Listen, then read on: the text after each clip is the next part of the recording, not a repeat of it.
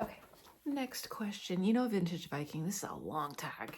Name a horror book that perfectly balances gore and suspense. How did it keep you on the edge of your seat? Again, I'm gonna go with this shorty. Not so much gore. There is gore, but disgustingness. Yeah, Zombie by Joyce Carol Oates. It grips you in a way that a book has never gripped me before. I will put a card here on my review, but I would have to say Zombie by Joyce Carol Oates. And it's a thin book, but it's nasty. Next. Name a horror book that made you sympathize with the antagonist or villain. How did it blur the lines between good and evil? So, ooh. Okay, so rooting for the bad guy. I think it's horror. Some people don't think so. It's Monstrilio. Monstrilio is this little guy. Monstrilio was a little boy that died, and his mommy took a piece of his lung and put it in a jar and fostered it and nurtured it and raised it, and it grew into little Monstrilio. Little Monstrilio later became kind of human, kind of not, but you root for him. There's not one time where I didn't root for him. And it's horror with a little literary. It talks more about family. It's really, really good. I think I gave this 5 stars. If I didn't give it 5 stars, I gave it 4 stars. But he's so cute. Look at him. Monstrilio. But really, really good book. Read it if you didn't read it. How did it blur the lines between good and evil? Because he's the bad guy, and he's hungry, and he has to eat things. And those things just happen to be people once in a while, you know. I guess there's something wrong with that. All right. Number 11. Share a book that explores the theme of isolation, such as Deep Space or Deep Sea. How did it capture the feelings of loneliness and vulnerability? Our Wives Under the Sea is a fantastic book. Is it horror? It could be. But that absolutely talks about feelings of isolation, even when one of the main characters comes back from a deep sea exploration. She's back living in her own environment, but she still feels isolated because there's something not right with her. She came back wrong. So I would have to say Our Wives Under the Sea, another fantastic, fantastic book. I love that book. And I read that last year. Recommend a horror anthology or collection of short stories that left you wanting more. Which stories stood out the most to you and why? I haven't really finished a horror anthology or a book of short stories. I have Clive Barker's Books of Blood up here that I'm going to be getting to during the Read What You Own challenge. So I'll report back on that. But that would probably be the one that I would say. Name a favorite horror book that incorporates elements of body horror.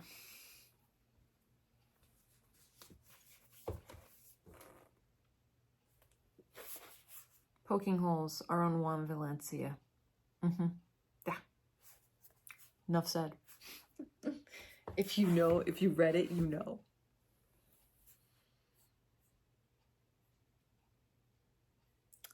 Discuss a horror book that explores the themes of obsession or addiction.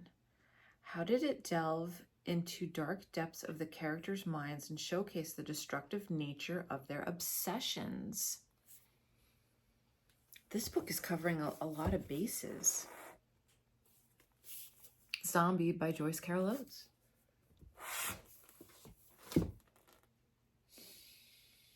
What else? Can I pick another one? It's Obsession. That would be Obsession for sure. Addiction. I mean, really, any vampire book, you could talk about addiction. Any of the Interview with the Vampire. Probably...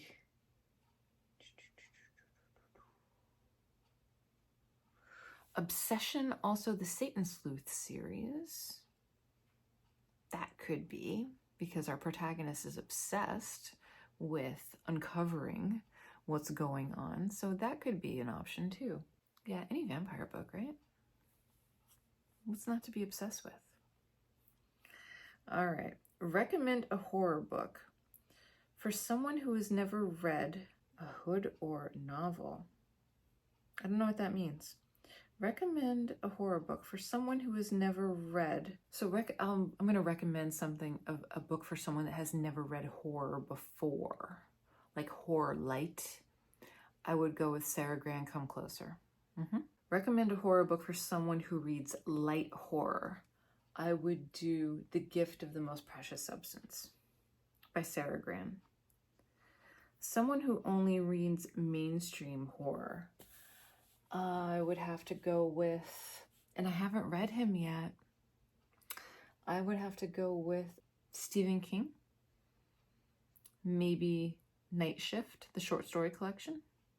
Can do that. Someone who has read it all and needs a hidden gem. Wolf Moon is I'd say Wolf Moon is a good one.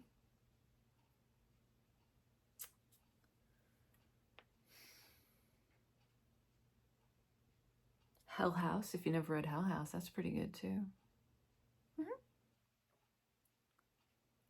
Someone who just likes disturbing reads. Poking Holes, Juan Valencia. Tender as the Flesh. Joyce Carol Oates, Zombie. Those are the three. My God. There's so many questions. Name a horror book that features a memorable and terrifying creature or monster. How did it leave a lasting impression on you? Creature or monster? Monstrilio. He's not terrifying. He's memorable. Because he's cute. I guess Dracula. It's kind of terrifying, right? Give a recommendation for each of these subgenres. Gothic horror. The subgenre often includes elements of mystery, romance, and supernatural occurrences. The book I'm reading now, A House with Good Bones by T. Kingfisher. Psychological horror. Psychological horror focuses on the psychological torment and fears of characters. Bird Box by Josh Mellerman. Supernatural horror. The subgenre involves presence of supernatural creatures and phenomena such as ghosts, vampires, werewolves, and supernatural entities. Wolf Moon by David Irons. Cosmic horror. Cosmic horror deals with the fear of the unknown and the insignificance of humanity in the face of cosmic entities or forces beyond comprehension. Wild Spaces? I would go with Wild Spaces for cosmic horror. That was really good. Paranormal horror. Oh no, body horror. Body horror involves grotesque transformation or distortion of the human body. Poking Holes, Juan Valencia. Paranormal horror. Paranormal horror revolves around paranormal activities such as hauntings, possessions, or encounters with spirits or demons.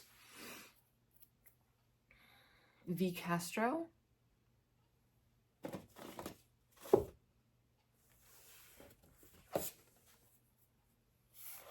Goddess of Filth, V. Castro. Really good.